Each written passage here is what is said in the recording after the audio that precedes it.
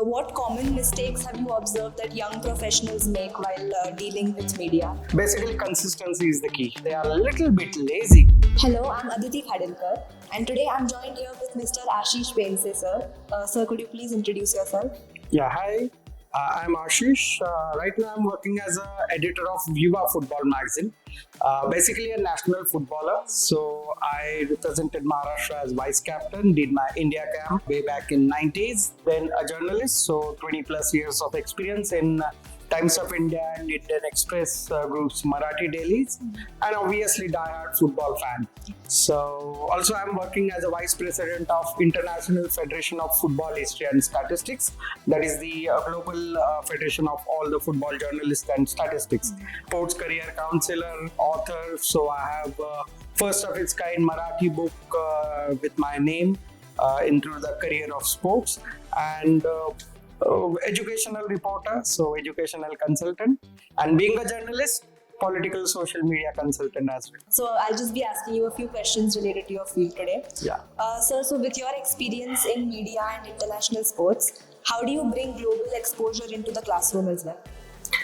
See, basically, coming to this classroom and coming to any professional classroom is challenging itself because there is hardly any theory part.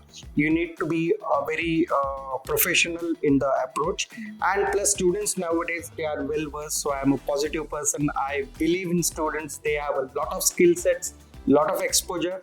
That's why, yes, based on the theory, but it would be more than the professional experience and the experience that we have got in the past.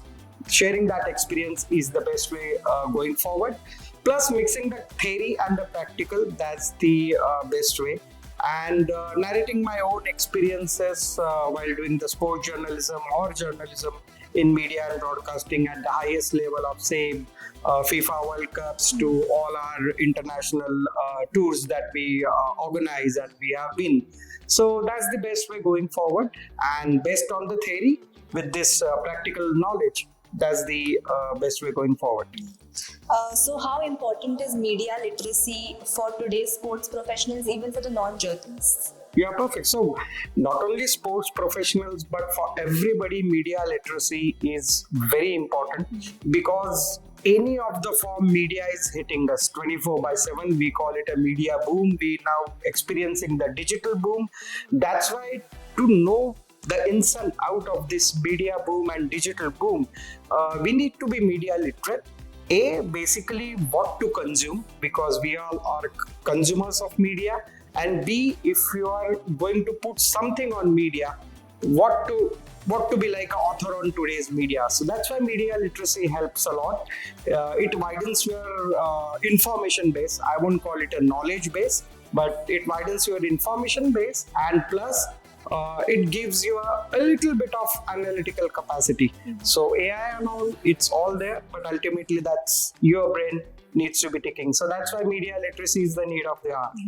So sports media being a more practical field rather than a theoretical field, what practical skills do you focus on while teaching sports media and broadcasting in your class? Basically, consistency is the key, and that's why like today we posted something and then after a few weeks we posted something, you are dying. So consistency is the key. And second two C's are very important, is the concept and content, because end of the day every one of us, we know 99% of the things which are happening in the world, not only sports but other than sports also. But if you want to like have your own USP, have your own marketing specifications and marketing niche value, then concept is very important, and then content. Obviously, to back that concept, you need to have a content. The marketing, branding, packaging would work to a certain limit, but concept and content is the core. Another very important thing for the students to follow is experience and expressions. So while you are students or while you are doing your internship, just experience the maximum things possible and build on that experience, have a very strong exposure and expression. So that would help your cause. Great. How has social media changed the way that sports stories are told today? Basically, social media is everywhere. So earlier we used to see all the paparazzis and the scoops and everything. But now each and every moment of a sports person on and off the field is being covered by the social media. And if you go by the international social media norms nowadays, the field of play with the broadcasters is there, but off the field, what their stars do off the field in their private life or in their social life, that holds the key, and that's why social media is everywhere, and sports is also no exception. What common mistakes have you observed that young professionals make while dealing with media? Basically, one, as I told you, the consistency. So that has to be there. They are a little bit lazy, kind of a thing. So that's why they need to shrug off their laziness and be consistent. So the three mantras again I would tell is recurring, episodic, evidences. So has to be recurring continuously in the loop. Episodic has to be connected with your previous act that you do on the social media, and evidence. So has to be a strong evidential backup for your social media. So these are the three things, and backed with consistency. So, according to you, what kind of student thrives in media related roles in sports? See, basically, there is one misconception about journalism. It's like if you are an extrovert, or if you have a good oratory, or if you have a good language skill, then you can become a good media professional. So it's half truth, it's not fully truth. And the same with the social media is that if you are a media savvy and you know everything, like you are an Insta freak and you post so many stories a day, then you do a good social media. No, that's also half truth. Basically, you need to be a balanced personality, because the content is now FMCG, fast moving consumer good, and it is a fastly changing world. You need to be balanced, you need to have a good analytical capacity, you need to first consume the content yourself, and then you could narrate the story. So again, you need to be a storyteller, and then only you can be a good media professional or social media handler. So it's a combination of all: the technology factor, the content factor, and the balanced analytical mind.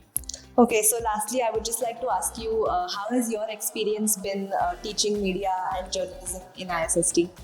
Oh wow, ISST has been fantastic. So it's my personal on a personal note, I love to come in back in the classroom, because it does my homework, it does my concept very strong, and secondly, with the relevant topics, like interacting with you all students, I make myself relevant. I know more, I get to know more things from your side than just telling you a few things. So that's why it's been very exciting, and so far so good. So students are quite active, they are quite vocal as well. We have lots of debate on various issues, and that has to be there. But it's a very proactive student base, and it's a great professional experience. Thank you so much for joining us today and Thank you. sharing your valuable insight. Pleasure. Yeah, thank you.